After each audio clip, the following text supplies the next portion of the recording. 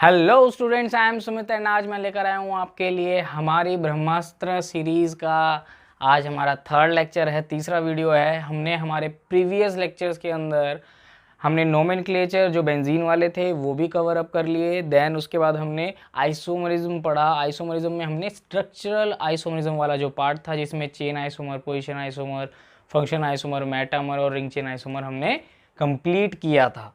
ठीक है, और आज हम करने वाले हैं हमारा जो आइसोमरिज्म का दूसरा पार्ट था स्टीरियो आइसोमरिज्म, हम आज वो पढ़ने वाले हैं स्टीरियो आइसोमर्स। ओके, तो चलिए स्टार्ट करते हैं फटाफट से। सबसे पहले मेरा यही क्वेश्चन कि what is stereo isomers. Stereo isomers का मतलब क्या होता है? देखिए, स्टीरियो आइसोमर्स वो होते हैं जिनके अंदर जो मॉलिक्यूलर फॉर्मूला होता है कंपाउंड्स का वो होता है same, molecular formula same, even structural formula भी क्या होगा? सेम। अब कहोगे जी स्ट्रक्चरल फॉर्मूला भी सेम हो गया, मॉलिक्यूलर फॉर्मूला भी सेम हो गया, तो अलग क्या है इसमें? सिर्फ इसके अंदर जो डिफरेंट आता है arrangement of atom, different arrangement of atom.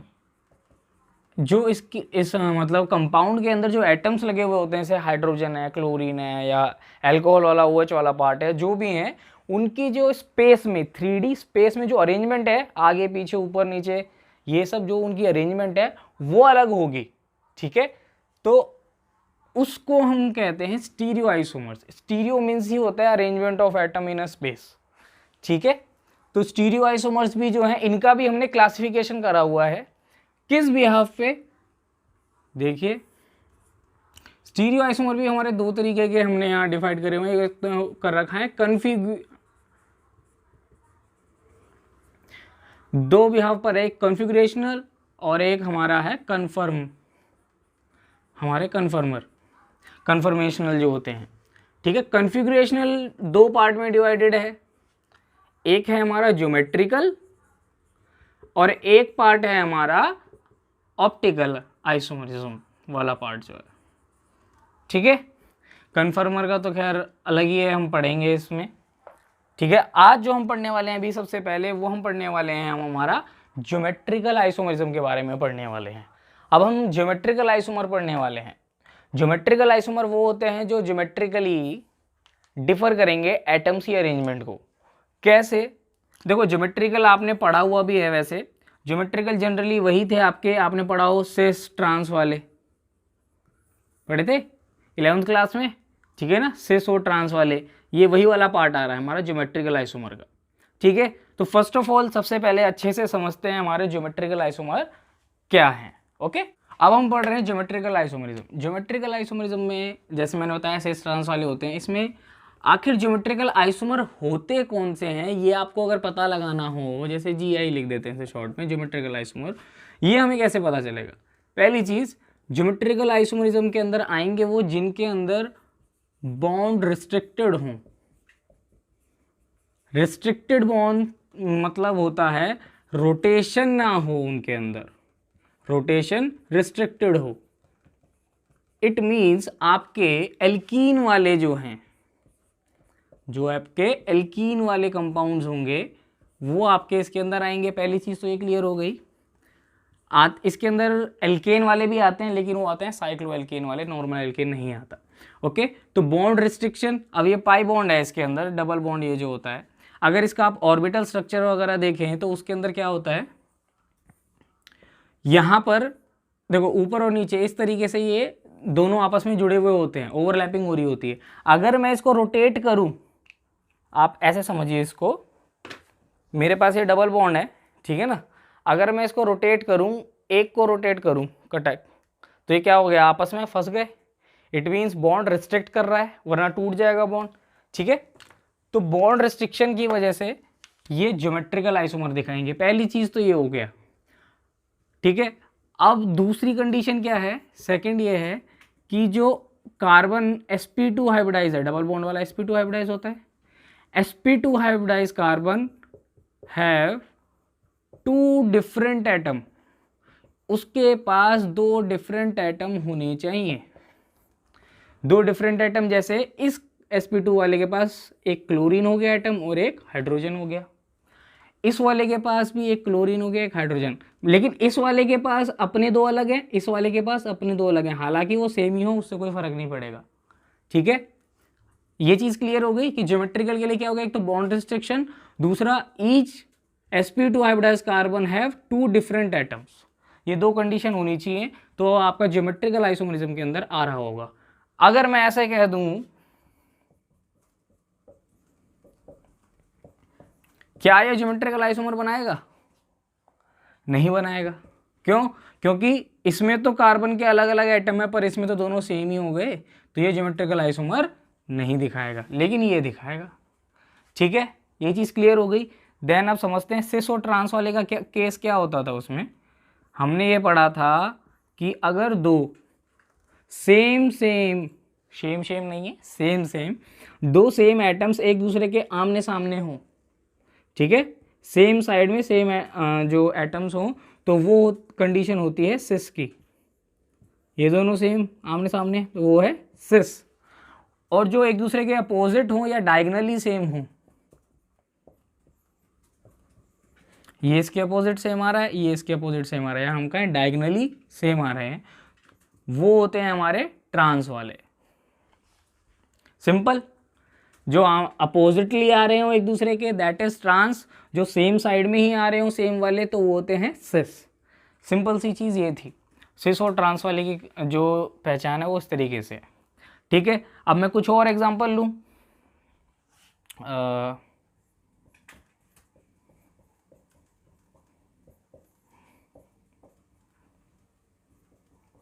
क्या ये ज्योमेट्रिकल आइसोमर दिखाएगा? नहीं दिखाएगा। क्यों नहीं दिखाएगा? बिकॉज इसके दोनों तरफ सेम ही एटम है, उधर भले ही अलग अलग है, तो ये भी ज्योमेट्रिकल आइसोमर नहीं दिखाएगा। ठीक है। अच्छा, अब अगर मैं बात करूं स्टेबिलिटी की तो यहाँ पे सिस और ट्रांस में से कौन ज़्यादा स्टेबल है? ट्रांस वाला ज़्यादा स्टेबल होता है, ट्रांस वाला मोर स्टेबल होता है। क्यों होता है? इसका रीज़न यहाँ पर बात आती है डायपोल मूवमेंट वाली। अगर मैं देखूं तो ये इधर खींच रहा होगा क्लोरीन, ये इधर खींच रहा होगा, ये इसको इधर और ये इसको इधर।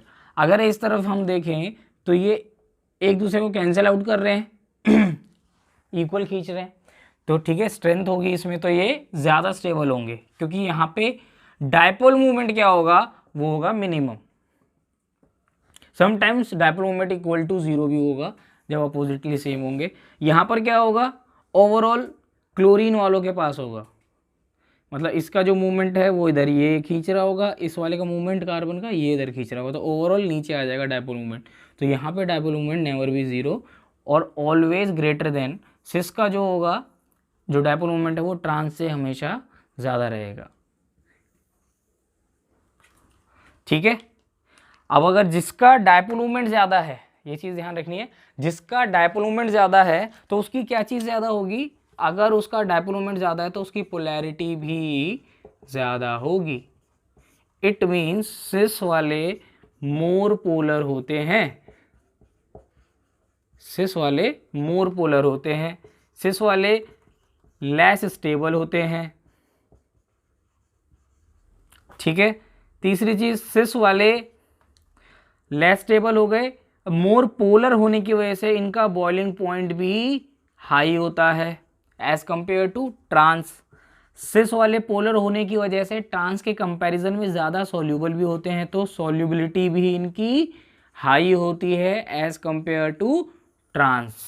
तो ये कुछ प्रॉपर्टीज़ हैं जो सिस और ट्रांस में डिफर करती हैं। अच्छा, ये एक चीज़ और, यहाँ पर डायपोल मूवमेंट की वजह से ये स्टेबलाइज हो जाते हैं, तो दूसरी चीज़ ट्रांस की क्या ज़्यादा होती है, सिमेट्रिकल होते हैं ये, तो इनमें मेल्टिंग पॉइंट हाई होता है। ट्रांस के पास क्या चीज़ हाई हो गई, एक तो स्टेबिलिटी हाई हो गई उसकी, दूसरा मेल्टिंग पॉइंट हाई हो गया। तो ये दो चीज़ें ट्रांस की हाई होती हैं, बाकी सब कुछ हाई नेचर वाइज क्या आ रहा है, किसका आ रहा है, सिस का हाई आ रहा है। क्लियर हो गई ये चीज़ कि सिस और ट्रांस में कोई डिफरेंस पूछे तो 4-5 डिफरेंस तो आप फेंक के मार सकते हो, और इस बिहाफ पे आप उस कंपाउंड की स्टेबिलिटी, पोलैरिटी, सोल्युबिलिटी, ये सारी चीज़ें इजीली आप निकाल सकते हो यहाँ से। क्लियर हो गई ये चीज़। ठीक है, चलो ये कुछ और एग्जांपल लेते हैं, ज्योमेट्रिकल आइसोमर वो है या नहीं है ये सब पहचानने के लिए। ओके, चलिए अब हम कुछ और एग्जांपल ले लेते हैं। ठीक है, चलो अब आप मुझे बताना इनमें से कौन ज्योमेट्रिकल आइसोमर शो करेगा।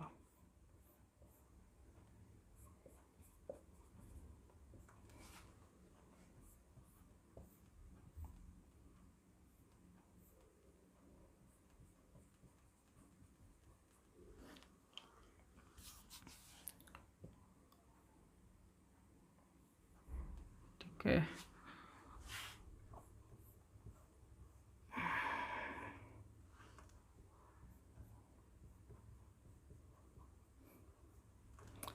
इनमें से कौन ज्योमेट्रिकल आइसोमर दिखाएगा। ज्योमेट्रिकल आइसोमर देखने के लिए हम कहाँ से चेक करेंगे, जहाँ डबल बॉन्ड प्रेजेंट हो। यहाँ डबल बॉन्ड प्रेजेंट तो है। अब देखो अगर मैं यहाँ देखूँ इसके साथ वाले कार्बन पे क्या CH2 सेम ग्रुप है, इट मीन्स, और यहाँ डबल बॉन्ड के इस कार्बन पे sp2 हाइब्रिडाइज कार्बन जो है इसके पास भी दोनों एटम क्या है, सेम, तो ये तो ज्योमेट्रिकल आइसोमर नहीं दिखाएगा। सेम कंडीशन इसमें, तो ये भी नहीं दिखाएगा। अब यहाँ पर इस कार्बन पे दो डिफरेंट एटम तो आ गए, एक हाइड्रोजन आ गया, एक मिथाइल ग्रुप आ गया। पर मैं अगर मान लो इस वाले कार्बन को देखूँ या फिर मैं इसको ऐसे डायगनली काटूँ तो क्या आएगा, इस वाले कार्बन और इस वाले कार्बन पे क्या सेम ही, अगर इसमें चेन को तोड़ दूँ, मान लो मैं सभी का डायगोनल ऐसे सिमेट्री बनाता हूँ। ठीक है, अगर इसको मैं ओपन करूँ तो क्या अपर हाफ और लोअर हाफ ये दोनों इस तरफ सेम नहीं आएंगे, इस कार्बन के सेम आएंगे, और ये वाले कार्बन के डिफरेंट है, तो मतलब ये भी ज्योमेट्रिकल आइसोमर नहीं दिखाएगा।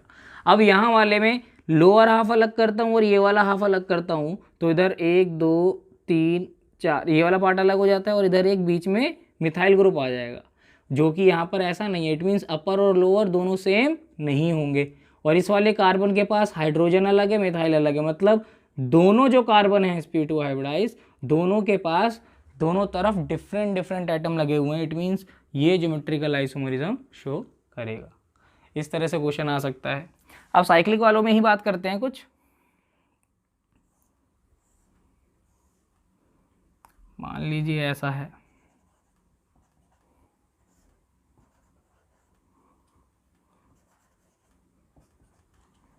ठीक है। अब पहली चीज़ ये कि साइक्लिक वाले क्यों दिखा रहे हैं ज्योमेट्रिकल आइसोमर, ये चीज़ क्योंकि साइक्लिक वाला है, अगर मैं इसके अराउंड दूसरे को रोटेट करूंगा तो क्या होगा, यहाँ पे भी बॉन्ड टूटने की संभावना है।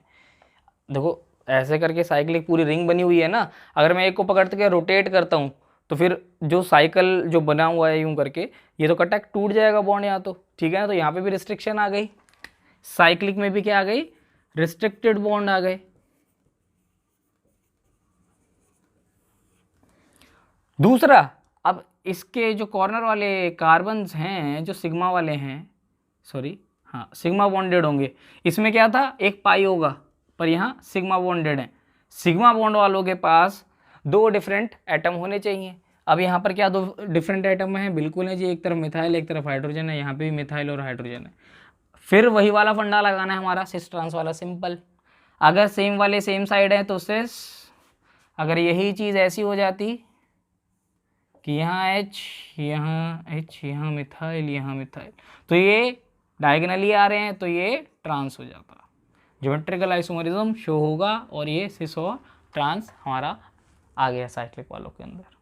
आप इजीली पहचान सकते हैं, इसमें कोई ज़्यादा बड़ी कैलकुलेशन या दिमाग लगाने की इतना कोई बड़ा खास ज़रूरत नहीं है।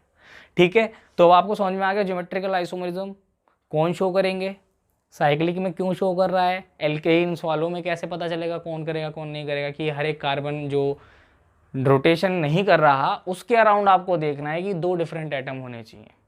ठीक है, और सिस और ट्रांस का पता लगाना आपको आसानी से पता चल गया। अब इसी के अंदर अगर मान लो मैं ऐसा कंपाउंड दे दूं, चलो थोड़ा और आसान करते हैं आपके लिए, थोड़ा मुश्किल कर देते हैं।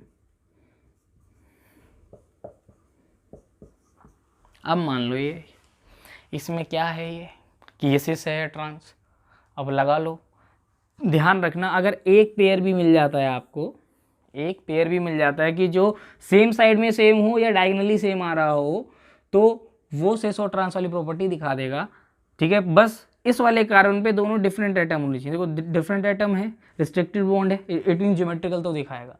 अगर ज्योमेट्रिकल दिखाएगा तो भैया सिस और ट्रांस तो बनेंगे, सिस और ट्रांस बनेंगे। तो अब यहाँ पे आप कहोगे जी आमने सामने तो सेम आ नहीं रहे, पर डायगनली सेम आ रहा है एक, दूसरा नहीं आ रहा, तो आप उस एक के बिहाफ पे ही लेकर के चलोगे। तो इट मीन्स एक आ रहा है डायगनली, ये क्या आ रहा है, ट्रांस।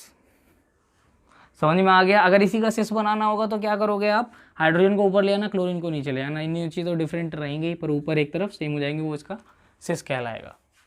ठीक है, चलो आपने ये भी कर लिया। ठीक है, अगर ऐसा फंस गया कि भैया यहाँ पे ये, यहाँ पे ये, यहाँ पे ये, यहाँ पे ये, चारों ही डिफरेंट है, ना तो कोई डायगनली सेम, ना कोई आमने सामने सेम, कुछ भी कोई सिमेट्री बन नहीं रही, बट ये हमें पता है कि ये रिस्ट्रिक्टेड भी है, दूसरा एक कार्बन पे दो डिफरेंट एटम लगे भी हुए, इट मीन्स ज्योमेट्रिकल आइसोमर तो ये शो करेगा। बट कैसे पता चलेगा ये सिस और ट्रांस है? ऐसे सिस्टम को पता लगाने के लिए पूरा एक नया सिस्टम यूज करते हैं हम, EZ सिस्टम। ठीक है, वो EZ सिस्टम होता क्या है, बहुत ही आसान सा है, फटाफट से देखते हैं क्या होता है। ओके, अब हम देखते हैं हमारा EZ सिस्टम क्या होता है। देखिए E और Z हैं क्या, सिंपल, ये भी वही सिस और ट्रांस है। E for entgegen, Z stands for zusammen. अब इनके नामों पे मत जाना, नाम तो ऐसे खतरनाक से लग रहे हैं उठपटांग से। E से एंटी, एंटी मीन्स उल्टा, जो अपोजिट आते थे, अपोजिट वाले को हम क्या कहते थे, ट्रांस, मतलब एंटी। ई वाले ट्रांस होते हैं, जोड़ा, जोजामन मतलब सेम, सेम साइड वाले सिस होते हैं, मतलब जेड वाले सिस होंगे आपके, सिंपल। ई वाले आपके हो गए ट्रांस और जेड स्टैंड्स फॉर सिस। अब इसमें कैसे पता लगाना है, जैसे हम एक एग्जांपल ले लेते हैं इधर, इसके अंदर आती है एक चीज प्रायोरिटी ऑर्डर। इसमें प्रायोरिटी ऑर्डर के बेसिस पे लगाया जाता है इनको। प्रायोरिटी ऑर्डर डिसाइड किसके बिहाफ पे किया जाता है, प्रायोरिटी ऑर्डर डिसाइड किया जाता है एटॉमिक मास के बेसिस पे, एटॉमिक वेट जिसे आप कहते हैं उसके बेसिस पे, जिसका ज़्यादा होगा उसकी हाईएस्ट प्रायोरिटी होगी। और दोनों ईच कार्बन पे अलग अलग तरीके से देखेंगे। इस वाले पे देखो, क्लोरीन और ब्रोमीन में हाईएस्ट प्रायोरिटी, हाईएस्ट मास किसका, ब्रोमीन का, इसकी प्रायोरिटी 1 और इसकी 2। आयोडीन और हाइड्रोजन में सिंपल, आयोडीन का 1, इसकी 2।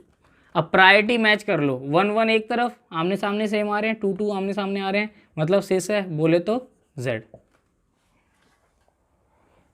सिंपल, मैंने प्रायोरिटी देखी एटॉमिक मास के बेसिस पे और प्रायोरिटी सेम वाली सेम साइड आ रही है तो सिस होता है, सिस मतलब Z। और कोई एग्जांपल ले लेते हैं।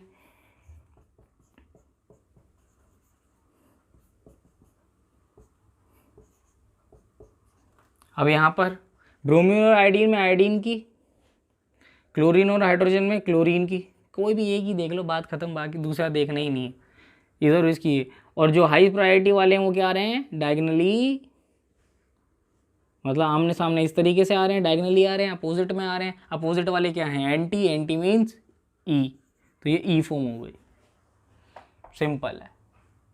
समझ में आया प्रायोरिटी ऑर्डर कैसे पता लगाना है, एटॉमिक मास के बेसिस पे। ठीक है, समटाइम्स क्या होता है, पहली चीज़ तो ये हो गई एटॉमिक मास, आप एटॉमिक वेट पे भी कई बार दिक्कत आ जाती है। जैसे कि एक एग्जांपल ले लेते हैं हम, कभी कभार ऐसे फंस जाते हैं हम लोग, सी, ठीक है। अब यहाँ पर आप कैसे पता लगाओगे, सिंपल है, OH और Cl में किसका एटॉमिक वेट आप देखोगे, पर आप OH और Cl में देखोगे तो किसका ज़्यादा है, क्लियर दिख रहा है। यहाँ पे देखो बॉन्डिंग देखी जाती है, O के बाद H है, मतलब कार्बन की बॉन्डिंग O से है और यहाँ पे क्लोरीन से, ज़्यादा वेट क्लोरीन का है तो हाईएस्ट प्रायोरिटी 1। अब यहाँ देख लो, ये तो 2 ही हो गया ऑटोमेटिक। अब यहाँ देख लो, यहाँ पे कार्बन के साथ जो साथ में देखो, ये वाला पार्ट और ये वाला पार्ट दोनों का सेम है। अब कार्बन के साथ यहाँ हाइड्रोजन है और यहाँ कार्बन के साथ क्या है, क्लोरीन, तो ओवरऑल एटॉमिक वेट किसका ज़्यादा होगा, इसका। इट मीन्स हाईएस्ट प्रायोरिटी इसको मिलेगी और इसको 2। Same priority same side, Z है, इजी। और भी कोई एग्जांपल ले लेते हैं, ऐसा भी क्वेश्चन आ सकता है।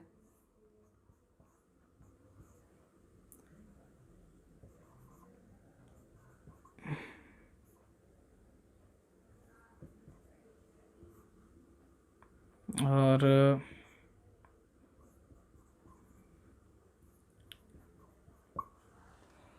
NH2 है, इधर OH है।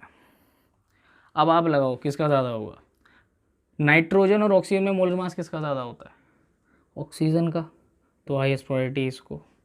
मिथाइल और इथाइल में इथाइल का, हाईएस्ट प्रायोरिटी इसको।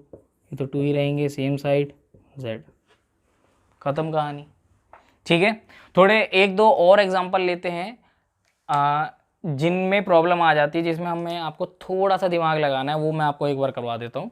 ठीक है, अब हम करने वाले हैं कुछ थोड़े और क्वेश्चंस हमारे इसमें, जैसे इफ़ मल्टीपल बॉन्ड्स हो तब आपको क्या केसेस लगाने हैं। आप उसके अंदर ये चीज़ देख सकते हैं, जैसे मान लीजिए डबल बॉन्ड है, तो डबल बॉन्ड का यहाँ पर मतलब होता है कि एक कार्बन दो कार्बन से अटैच्ड है, दो अलग अलग। अगर ट्रिपल बॉन्ड है इनके बीच में, दो कार्बन के बीच में, तो it stands for 3 carbon like this.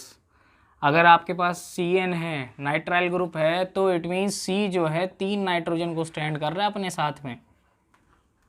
अगर आपके पास CO है डबल बॉन्ड के साथ, तो यहाँ पर CO के साथ 2 ऑक्सीजन स्टैंड कर रहे हैं। इस माइंडसेट से आपको खेलना है। कैसे, अगर आपके पास ऐसा क्वेश्चन आ जाता है, इधर तो कुछ भी लगा दो आप, इधर आपके पास है ऐसे, ठीक है, और यहाँ पे जो है कार्बन, इसके पास मिथाइल ये है। अब अगर आप देखोगे तो ओवरऑल मास जो है, सॉरी CN ले लेते हैं अगर इस यहाँ पर देखेंगे तो आप ओवरऑल मॉलिक्यूलर मास किसका ज़्यादा है, इस वाले पार्ट का। यहाँ पे तो हाईएस्ट प्रायोरिटी ये भाई साहब ले रहे हैं, ये तो 2 ले रहे हैं, क्लियर है। यहाँ पर इस कार्बन पे मिथाइल और हाइड्रोजन, ओवरऑल मास देखूंगा तो इसका ज़्यादा है। लेकिन अकॉर्डिंग टू दिस नेचर कि भैया 3 ट्रिपल नाइट्राइल में अगर आता है तो मतलब वो C के साथ 3 नाइट्रोजन की बॉन्डिंग है, और हमें पता है कार्बन से ज़्यादा मास किसका होता है, नाइट्रोजन का होता है। इट मीन CN है यहाँ पर, तो हाईएस्ट प्रायोरिटी इसको मिल जाएगी और ये 2 पे रखा जाएगा। अब 1 1 डायगनली आ रहे हैं तो मतलब E फॉर्म है ये। एक ये वाला इसमें केस फंस जाता है, तो ये चीज़ आप लोग अपने माइंड में क्लियर रखें कि इस तरह का अगर क्वेश्चन आए तो आप अच्छे से कर पाएँ। मल्टीपल बॉन्ड का CN वाला हो या CO वाला हो, इस तरह के क्वेश्चन फंस जाते हैं। और एक आधा कर लेते हैं।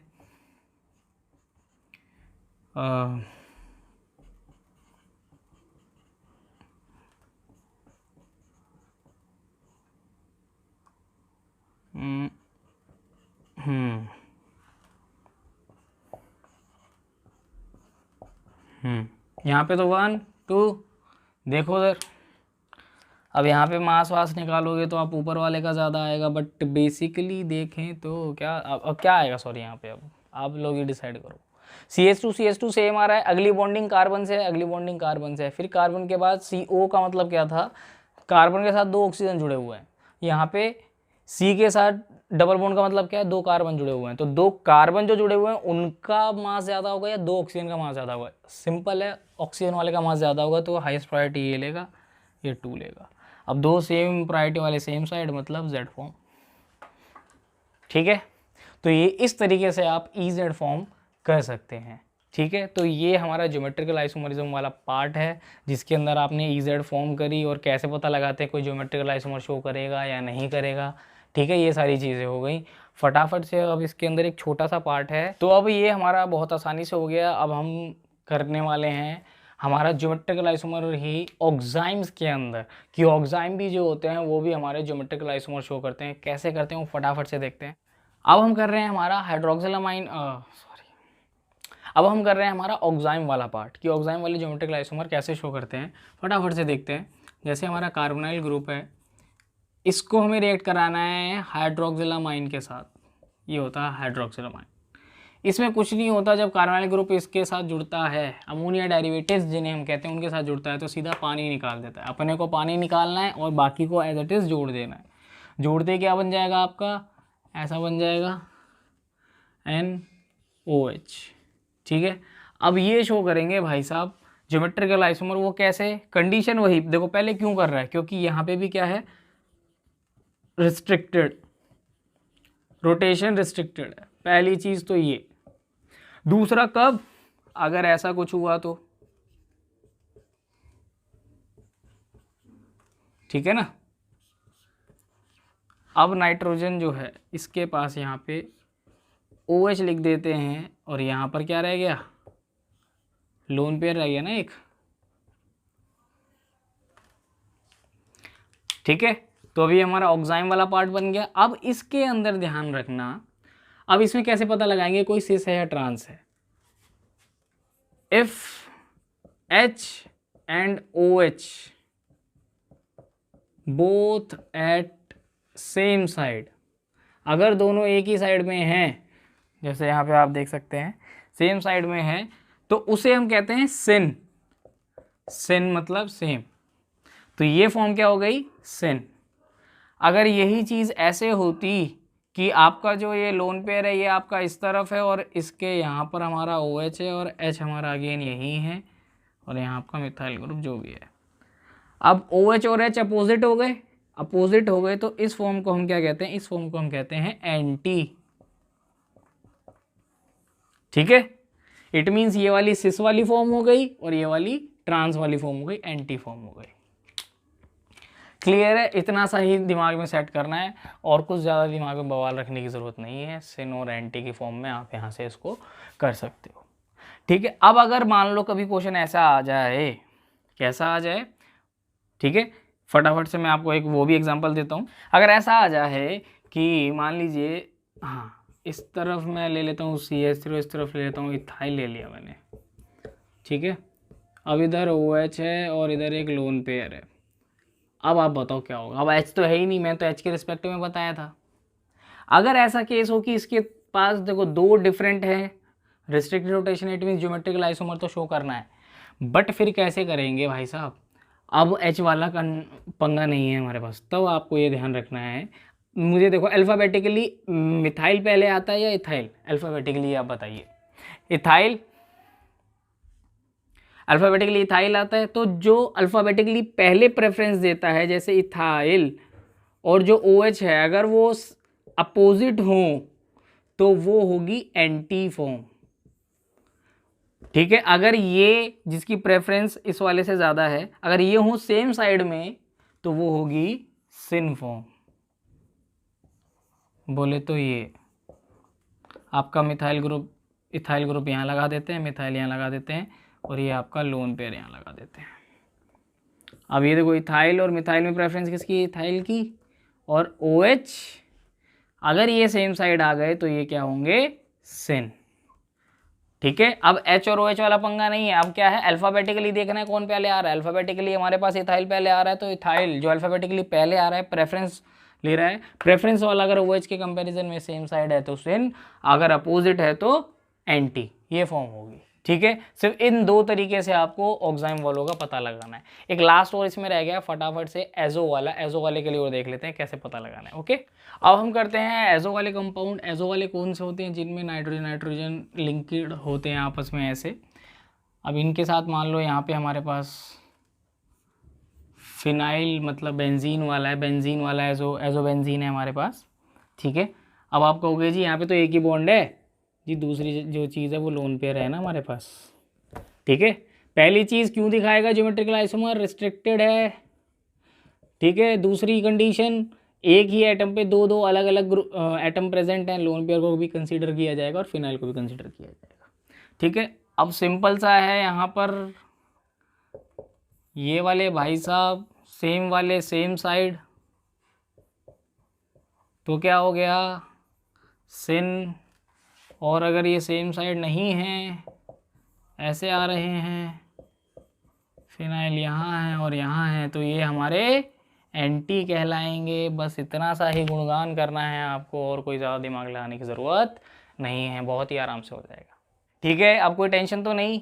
हमने एजो वाले तरीके से भी कर लिया, कौन सा, एजो वाले, हमने ऑक्साइम वाले भी कर लिए, हमने हमारे जो मल्टीपल बॉन्ड EZ फॉर्मेट भी कर लिया और normal basic format cis trans वाला भी कर लिया। ठीक है, तो ये हमारा ज्योमेट्रिकल आइसोमरिज्म वाला पार्ट था जो कि यहाँ पर समाप्त होता है। ठीक है, इसके अंदर भी कोई एक चीज़ बची हुई है जो मैं आपको किस में बताऊँगा, आपको बताऊँगा मैं आपके ऑप्टिकल आइसोमर वाले के अंदर बताऊँगा।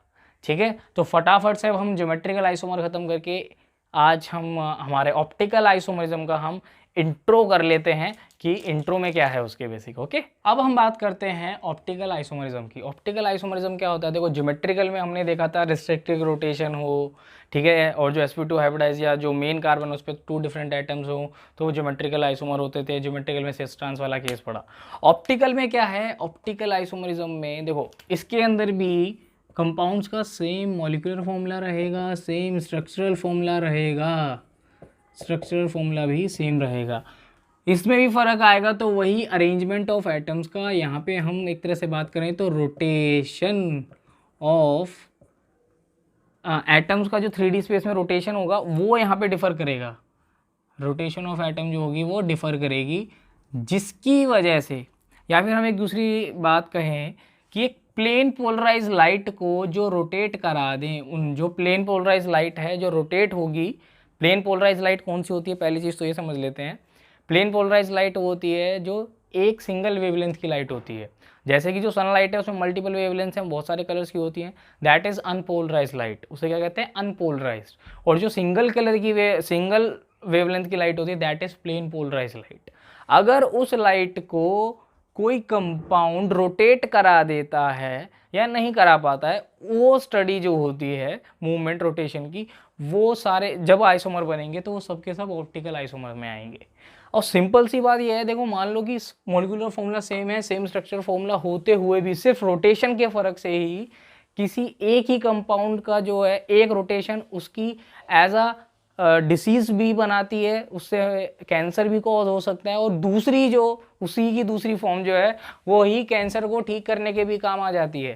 तो मतलब रोटेशन से मॉलिक्यूल कंपाउंड्स की प्रॉपर्टी पे इतना बड़ा फर्क आ जाता है। इसलिए ऑप्टिकल आइसोमरिज्म जो है वो बहुत बहुत ही इंपॉर्टेंट चीज़ है। अगर हमें किसी भी कंपाउंड की डिटेल स्टडी करनी है, उसका नेचर जानना है, तो उसके लिए ऑप्टिकल आइसोमरिज्म बहुत कमाल की चीज़ है। ठीक है, तो फर्स्ट ऑफ ऑल सबसे पहले स्टार्ट करते हैं ऑप्टिकल आइसोमरिज्म दिखा कौन सकते हैं ऑप्टिकल आइसोमर के लिए। सबसे पहली चीज़ हम बात करते हैं यहाँ पर एक कायरल कंपाउंड की। कायरल मीन्स क्या होता है? कायरल कंपाउंड का मतलब क्या होता है? देखो कायरल वो होते हैं जिस कंपाउंड में कार्बन के अराउंड लगने वाले चारों एटम डिफरेंट हो। कार्बन के अराउंड लगने वाले चारों एटम डिफरेंट हो, A B C D A, चारों एटम डिफरेंट है, इट मीन्स ये कायरल कंपाउंड है। और ये जो सेंटर होता है ये कार्बन जो है ये कायरल कार्बन है। और इस सेंटर को एक नाम और कहते हैं हम स्टीरियो सेंटर कहते हैं। ठीक है, इसे क्या कहेंगे? स्टीरियो सेंटर और कहेंगे हम। ठीक है, जैसे कि मान लीजिए मैं यहाँ OH ले लूँ, यहाँ Cl ले लूँ, यहाँ Br ले लूँ, यहाँ H ले लूँ, चारों डिफरेंट है, इट मीन्स ये कायरल है। अब कायरल कंपाउंड की खास बात क्या होती है? कायरल जो होते हैं, chiral compounds are optically active. ये ऑप्टिकली एक्टिव का मतलब क्या है? ऑप्टिकली एक्टिव का मतलब ये है ऐसे कंपाउंड विच रोटेट PPL, ऐसे compound which rotate PPL means जो प्लेन पोलराइज लाइट को कंपाउंड्स रोटेट कर दें किसी भी डायरेक्शन में, it may be left side right side, कहीं भी सिर्फ रोटेट कर दें, उसको अपने डायरेक्शन से हिला दें, ऐसे कंपाउंड्स को हम क्या कहते हैं? ऑप्टिकली एक्टिव कंपाउंड कहते हैं। पहली चीज़ ये क्लियर हो गई कि कायरल कंपाउंड क्या होते हैं। दूसरी चीज़, अकायरल कौन से होते हैं भाई? फिर अगर कायरल ये हैं, अकायरल देखो एक तरह से यहाँ पे हम देखें तो ये है अनसिमेट्रिकल एटम होते हैं। यहाँ पे क्या होते हैं? अनसिमेट्रिकल। और अकायरल में क्या होगा? विच है सिमेट्रिकल विच है सिमेट्रिकल एटम्स। जैसे कि मान लो यहाँ H है, यहाँ H है, यहाँ Cl हो गया, यहाँ Br हो गया, दो सेम आ गए तो ये अकायरल है। ये कायरल नहीं है और ये ऑप्टिकली एक्टिव भी नहीं कहा जाएगा। समझ में आ गया कि कायरल कौन है और अकायरल कौन है। अब और ख़ास बात के ऊपर बात करते हैं, वही कायरल और अकायरल की। अगर हम अब और ख़ास बात पे चलते हैं इनकी, जैसे कि अगर मान लो मल्टीपल, मेरे पास अगर मल्टीपल ऐसा है कि एक से ज़्यादा कायरल कार्बन वाला कंपाउंड है, जैसे कि मान लो ये है,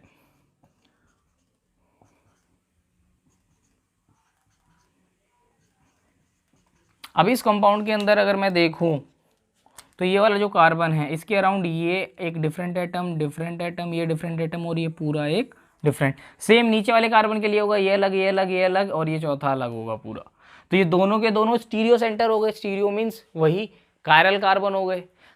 अब ध्यान रखना, दोनों अगर कायरल हैं तो दोनों की जो मतलब अनसिमेट्रिकल हैं, अनसिमेट्रिकल के साथ साथ इनके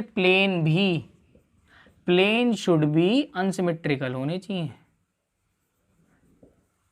अगर सेम प्लेन पे सेम मॉलिक्यूल आ रहे होते, मतलब ये OH अगर इधर चला जाता और H ये इधर आ जाता, तब ये ऑप्टिकली एक्टिव नहीं होते। कायरल तो होते बट ऑप्टिकली एक्टिव नहीं होते। ठीक है, क्यों नहीं होते अभी इसका रीज़न आने वाला है, 5 मिनट में आने वाला है बस।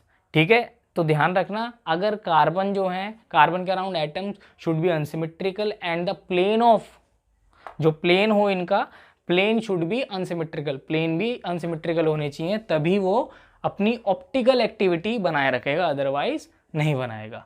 ये चीज़ क्लियर हो गई कायरल कंपाउंड्स की। अब इसके बाद एक और टर्म आती है इनैंशोमर्स। इनैंशोमर्स क्या होते हैं? इनैंशोमर्स जो होते हैं, इनैंशोमर्स कायरल कंपाउंड का एक पार्ट है। कैसे? नेक्स्ट टर्म हो गई ना हमारी इनैंशोमर्स। इनैंशोमर्स मिरर इमेज होते हैं किसकी? कायरल कंपाउंड्स की, कायरल कंपाउंड्स की मिरर इमेज।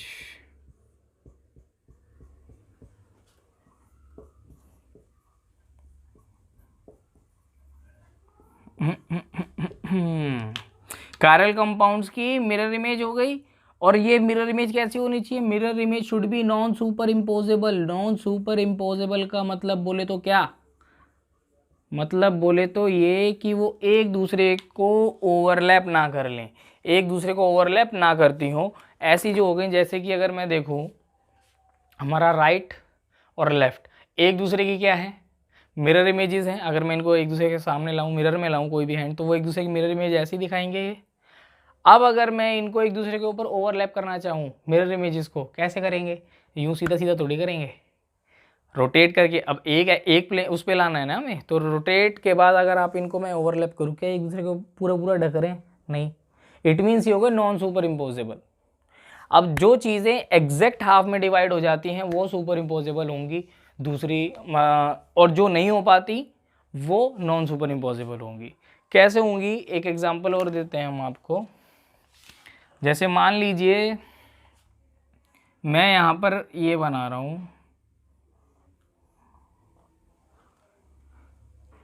थोड़ी सी राइटिंग और कलाकारी हमारी बेकार है। ए है, इसको मैं 2 हिस्सों में डिवाइड कर दूं, क्या ये इजीली 2 सिमेट्रिकल हिस्सों में डिवाइड हो जाएगा? और इसकी मिरर इमेज अगर मैं देखूं तो क्या आएगी? इसकी मिरर इमेज बताओ क्या आएगी? एज इट इज़ यही आएगी, कोई फ़र्क आएगा? हालांकि मेरे बनाने में फ़र्क है, छोटा ही मोटा बना दिया, लेकिन अगर ये एक दूसरे, मैं अगर इनकी मिरर इमेज देखूँ तो ये एग्जैक्टली एक दूसरे के एग्जैक्ट ओवरलैप कर जाएंगी, चाहे मैं कैसे भी घुमा लूँ। हाँ, इट मीन्स ये ओवरलैप कर रही हैं, मतलब ये सुपर इम्पोजेबल है, तो ये कायरल नहीं हो सकती। दूसरी चीज़, क्योंकि ये इनके जो हाफ हैं ये सिमेट्रिकल हैं। अब अनसिमेट्रिकल की बात करते हैं। अब अनसिमेट्रिकल का एग्जाम्पल चलो मैं यहाँ ले लेता हूँ। मैंने बनाया या लेट सपोज ये P बना रहा हूँ मैं, क्या मैं इसको एग्जैक्ट हाफ डिवाइड कर सकता हूँ सिमेट्रिकली? नहीं, ये पार्ट अलग, ये पार्ट अलग, सिमेट्रिकल नहीं होगा, अनसिमेट्रिकल है। अब मैं इसकी मिरर इमेज देखता हूँ, ठीक है, मैं इसकी अब मिरर इमेज देखता हूँ। मिरर इमेज क्या आएगी मेरे पास? इसकी मिरर इमेज ऐसी कुछ आएगी। ड्राइंग थोड़ी गंदी है बट मतलब उल्टा P बनेगा। क्या ये इसको ओवरलैप कर लेगा? अगर मैं इसको उठा करके इसके ऊपर रखूं, क्या ये इसको ओवरलैप कर लेगा? नहीं ना। इट मींस जो अनसिमेट्रिकल होंगे वो नॉन सुपर इम्पोजेबल होंगे और जो सिमेट्रिकल होंगे वो सुपर इम्पोजेबल होंगे। तो कायरल कार्बन क्या होते हैं? Unsymmetrical, that's why they are non super imposable image बनाएंगे वो नॉन सुपर इम्पोजेबल। और non super imposable mirror images are called enantiomers of each other. वो उन ऑप्टिकली एक्टिव कंपाउंड्स के या फिर उन स्टीरियो कंपाउंड्स के क्या कहलाएंगे? इनैंशोमर्स कहलाएंगे। और इनैंशोमर्स की एक खास बात और है कि इनका बॉइलिंग पॉइंट मेल्टिंग पॉइंट सारी चीज़ें क्या होती हैं, सेम होती हैं, सिर्फ डिफर होता है तो इनके डिफर बाय स्मेल, इनका स्मेल अलग अलग होती है भाई, इसकी स्मेल अलग होगी, इसकी स्मेल अलग होगी। बाकी दोनों का बॉइलिंग पॉइंट, मेल्टिंग पॉइंट सब कुछ मार लीजिए, और इनको आप उस मेथड से भी अलग नहीं कर सकते, उस वाले मेथड से बोले तो फ्रैक्शन डिस्टिलेशन, जिससे हम इसको आइसोलेट कर लेते हैं, ठीक है। तो इसमें सिर्फ स्मेल से ये डिफर होते हैं एंशोमर्स, ये बहुत इंपॉर्टेंट चीज़ थी। तो आपको समझ में आ गया कायरल कंपाउंड क्या है, ऑप्टिकल एक्टिविटी, यहाँ पे क्या चीज़ बात करिए, ऑप्टिकली एक्टिव का मतलब नॉन सुपर इम्पोजेबल और सुपर इम्पोजेबल क्या जुगाड़ है, ये चीज़ क्लियर हो गई। फटाफट से आगे चलते हैं, कायरल और जो सिमेट्री वाली बात करी थी प्लेन वाली, इस वाली बात की ओर बढ़ते हैं फटाफट से। ओके, अब हम हमारा नेक्स्ट काम कर रहे हैं यहाँ पे हम कर रहे हैं डायस्टीरियोमर्स। डायस्टीरियोमर्स कौन से होते हैं भाई? डायस्टीरियोमर्स वो होते हैं which have no mirror image, जिनकी मिरर इमेज नहीं होती, which have no mirror image की से बेटर है जिन स्टीरियो का जो कंपाउंड्स होंगे हमारे, जो स्टीरियो आइसोमर्स होंगे, उनके आपस में वो एक दूसरे की क्या नहीं होंगी, मिरर इमेजेस नहीं होंगी। जैसे कि एग्जांपल अगर मैं लूँ तो मैं ये ले सकता हूँ ClBrI OH IBr मान लो और ये H मान लो, क्या ये इसकी मिरर इमेज है? कंपाउंड ही डिफरेंट हो गया, कंपाउंड डिफरेंट हो गया ना, तो ये एक दूसरे की मिरर इमेज नहीं है। इट मीन जिनकी मिरर इमेज नहीं होती है आपस में, वो एक दूसरे के क्या कहलाते हैं? डायस्टीरियोमर्स कहलाते हैं, ठीक है, वो डायस्टीरियोमर्स कहलाते हैं। जो स्टीरियो आइसोमर्स आपस में एक दूसरे की मिरर इमेज ना बनाते हों वो डायस्टीरियोमर्स होते हैं, और इजीली सेपरेट आउट होते हैं ये बाय फ्रैक्शन डिस्टिलेशन मेथड। उनसे आप इसको, या फिर फ्रैक्शन डिस्टिलेशन किसी भी मेथड से आप, बाय फ्रैक्शन डिस्टिलेशन मेथड या किसी मेथड से आप इसको इजीली सेपरेट आउट कर सकते हो। क्यों? क्योंकि यहाँ पे इनमें मॉलिक्यूलर मास के अंदर डिफरेंस आ गया, तो इनके बॉइलिंग पॉइंट में डिफरेंस आ जाएगा, बॉइलिंग पॉइंट में डिफरेंस आ जाएगा, तो आप इजीली इनको सेपरेट आउट कर सकते हो, वो डायस्टीरियोमर्स होते हैं, ठीक है। सिंपल सी बात है, अगर मान लो ये मैं ऐसा कुछ ले लूँ, ठीक है, और मैं इसकी मिरर इमेज बनाऊँ, ये क्या ये इसकी मिरर इमेज होगा? क्या ये इसकी मिरर इमेज होगा? नहीं होगा भैया, सिंपल सी बात है, ठीक है। समझ में आ गई चीज़ क्या कहना चाह रहा हूँ मैं? तो जो एक दूसरे की मिरर इमेज ना बनाते हों वो आपस में एक दूसरे के डायस्टीरियोमर्स कहलाते हैं। ओके, नेक्स्ट टर्म की ओर बढ़ते हैं। हमारी नेक्स्ट टर्म है हमारी मीजोमर्स की। मीजोमर्स सेम वही मॉलिक्यूलर फॉर्मूला, स्ट्रक्चरल फॉर्मूला, ठीक है, सब फर्क आएगा। और ये भी टू कायरल कार्बन प्रेजेंट, दो कायरल कार्बन होने चाहिए, इसके लिए कायरल होने चाहिए, ठीक है। अब ये वाला जो एग्जांपल हम ले रहे थे, ये टार्ट्रिक एसिड का एग्जांपल है हमारा, ठीक है। इसकी अगर मैं देख इसको छोड़ो, हाँ, अब मैं इसकी क्या करता कि प्लेन ऑफ सिमेट्री, ऊपर अगर मैं इसको डिवाइड कर दूं, यहाँ upper half and lower half, दोनों की सिमेट्री प्लेन में कैसी है? सेम है। अगर ये रोटेट करता है प्लस हाफ, तो इसकी रोटेशन, इस वाले जो कायरल की, इसकी रोटेशन क्या हो जाएगी? Minus half. इट मीन्स एक दूसरे को कैंसिल आउट कर देंगे, तो ओवरऑल मूवमेंट क्या हो गई इनकी? ज़ीरो हो गई। ज़ीरो होने की वजह से ये क्या प्लेन पोलराइज लाइट को रोटेट कर पाएंगे? नहीं। और जो प्लेन पोलराइज लाइट को रोटेट नहीं कर पाता वो हमारा ऑप्टिकली इनएक्टिव होता है। क्या होता है? ऑप्टिकली इनएक्टिव सॉल्यूशन होगा। क्या होगा? Optically inactive. इट मीन्स देखो, कायरल वाले हमने क्या पढ़े थे? Optically active. लेकिन यहाँ पर दो दो कायरल हैं बट फिर भी ऑप्टिकली इनएक्टिव है due to plane of symmetry. ऐसे कंपाउंड जो प्लेन ऑफ सिमेट्री की वजह से ऑप्टिकली इनएक्टिव होते हैं वो हमारे मीजोमर्स कहलाते हैं। समझ में आ गया? प्लेन ऑफ सिमेट्री का जुगाड़ क्या है? वो एक दूसरे की रोटेशन को कैंसिल आउट करेंगे, जिसकी वजह से वो प्लेन पोलराइज लाइट को रोटेट नहीं कर पाएगा तो ऑप्टिकली इनएक्टिव सॉल्यूशन होगा। और ऑप्टिकली इनएक्टिव सॉल्यूशन है किसकी वजह से? प्लेन ऑफ सिमेट्री की वजह से। और ये वही हमारे क्या कहलाते हैं? वो हमारे मीजोमर्स कहलाते हैं। ठीक है, अब फटाफट से करते हैं इसमें रेसमिक मिक्सचर और कर लेते हैं, समझ लेते हैं इसको क्या है ये फटाफट से। अब फटाफट से देखते हैं रेसमिक मिक्सचर क्या होता है। देखो बहुत ही आसान सी चीज़ है, ज़्यादा दिमाग चलाने का नहीं, इधर उधर, मेन पॉइंट्स पे ध्यान रखने का। क्या, देखो रेसमिक मिक्सचर में क्या होता है, रेसमिक मिक्सचर ऐसा मिक्सचर जिसमें टू इक्विमोलर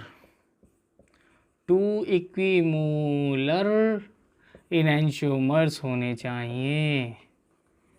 ठीक है, 2 इक्विमोलर इनैंशियोमर्स का मिक्सचर रेसमिक मिक्सचर होता है, जिसके और ओवरऑल सॉल्यूशन कैसा होता है, ये ऑप्टिकली इनएक्टिव होता है। सिंपल सी बात है, इनैंशियोमर है मतलब कि एक प्लस हाफ रोटेशन वाला और एक माइनस हाफ रोटेशन वाला, तो दोनों एक दूसरे के कैंसिल आउट करेंगे। एक्सटर्नल कंपनसेशन की वजह से दोनों ओवरऑल सॉल्यूशन को क्या बना देंगे, ऑप्टिकली इनएक्टिव। अब इनको सेपरेट आउट करने का एक मेथड होता है जिसको हम क्या कहते हैं, जिसको हम कहते हैं रीसोल्यूशन मेथड। रीसोल्यूशन मेथड क्या होता है, to separate these enantiomers from the racemic mixture. Separate out these enantiomers from racemic mixture। कैसे, इसके अंदर, इस सॉल्यूशन के अंदर हम क्या करेंगे, एक तीसरा ऑप्टिकली एक्टिव कंपाउंड डाल देंगे। अब वो ऑप्टिकली एक्टिव कंपाउंड इस मिक्सचर के अंदर क्या करेगा, इनसे अलग है। अब अगर वो इनसे अलग है तो आपस में एक दूसरे की क्या बनाएंगे, मिरर इमेजेस होंगे नहीं। मिरर इमेजेस नहीं होंगे तो वो क्या बनाएंगे, डायस्टीरियोमर्स। और डायस्टीरियोमर्स क्या होते हैं, डायस्टीरियोमर्स को आप इजीली फ्रैक्शन डिस्टिलेशन मेथड जो है आपका, फ्रैक्शनल डिस्टिलेशन मेथड, आप उससे इसको अलग कर सकते हो। तो एक इस तरफ निकल जाएगा ए और बी इस तरफ निकल जाएगा, आप इजीली दोनों को सेपरेट आउट कर सकते हो। उसके केमिकल, मैकेनिकल और बायोलॉजिकल बहुत तरीके के मेथड होते हैं, रेजोल्यूशन मेथड। ठीक है, आप उससे इसको सेपरेट आउट कर सकते हो। क्लियर हो गई ये चीज़। फटाफट से हम वो एक्सपेरिमेंट देख लेते हैं जिससे पता चलता है कि ये ऑप्टिकली एक्टिव सॉल्यूशन है या नहीं है। फटाफट से देख लेते हैं। हाँ तो फ्रेंड्स, अब हम वो एक्सपेरिमेंट देख लेते हैं जिससे पता चल जाता है हमें कि कोई कंपाउंड ऑप्टिकली एक्टिव है या नहीं। अगर है तो उसका नेचर क्या है। सबसे पहले हम लेते हैं यहाँ पर एक अनपोलराइज लाइट लेते हैं। अनपोलराइज वही आपकी ट्यूबलाइट बल्ब, कोई भी रैंडम एक लाइट ले ली हमने, ठीक है। उसको हम पास करते हैं कि निकोल प्रिज्म से। निकोल प्रिज्म क्या करता है, वो उस लाइट को प्लेन पोलराइज कर देता है, मतलब एक सिंगल वेवलेंथ की कर देता है, प्लेन पोलराइज लाइट बना देगा। अब इस प्लेन पोलराइज लाइट को अगर आप, जो आपका सॉल्यूशन है ऑप्टिकली एक्टिव सॉल्यूशन, उसमें से आप इसको पास करते हैं, तो जो लाइट है वो अगर राइट साइड रोटेट करती है तो उसको हम कहते हैं डेक्स्ट्रो रोटेटरी, और अगर लाइट लेफ्ट साइड में रोटेट करती है, राइट करेगी तो डेक्स्ट्रो, लेफ्ट करेगी तो लीवो रोटेटरी। तो सॉल्यूशन में जो कंपाउंड होगा आपका या तो डेक्स्ट्रो रोटेटरी फॉर्मेशन करेगा या लीवो रोटेटरी फॉर्म करेगा। ठीक है, राइट में डेक्स्ट्रो, लेफ्ट में लीवो रोटेटरी होगा। और वो इस तरीके से, मतलब ये इसी चीज़ को क्या कहते हैं, इस सॉल्यूशन की ऑप्टिकल एक्टिविटी कहते हैं। इसे क्या कहते हैं, ऑप्टिकल एक्टिविटी। और जिस सॉल्यूशन के अंदर ये लाइट एज इट इज सीधी चली जाती है, ना लेफ्ट गई ना राइट गई, इट मीन्स वो समझ लीजिए वो ऑप्टिकली इनएक्टिव सॉल्यूशन है। वो आपका कायरल सॉल्यूशन नहीं है, ऑप्टिकली एक्टिव नहीं है वो आपका। ठीक है फ्रेंड्स, तो ये था हमारा बेसिक। अभी इसके अंदर आपका नेक्स्ट वीडियो जो कल का लेक्चर होने वाला है, उसके अंदर आप इसका, अभी इसके अंदर RS फॉर्म, DL फॉर्म जो नेम देते हैं, ठीक है, 3O फॉर्म, वो फॉर्म हम करेंगे हमारी नेक्स्ट वीडियो के अंदर। हमारा ऑप्टिकल आइसोमरिज्म कल के लेक्चर में कंप्लीट हो जाएगा, और आपका कन्फर्मर वाला जो पार्ट है वो भी कंप्लीट हो जाएगा। ठीक है, पर पहले इस वीडियो को आपने जो ज्योमेट्रिकल आइसोमर है वो अच्छे से पढ़ लीजिए, और ये आइसोमरिज्म का बेसिक पार्ट है, इसको अच्छे से पढ़ लीजिए, अच्छे से रीड आउट कर रहिए और फोकस करके पढ़ते रहिए। कोई डाउट है कमेंट सेक्शन में दे सकते हैं। वीडियो पसंद आया लाइक करें, शेयर करें, सब्सक्राइब करना ही करना है आप लोगों को। ठीक है बच्चा लोग, तो मिलते हैं नेक्स्ट वीडियो में, तब तक के लिए पढ़ते रहिए।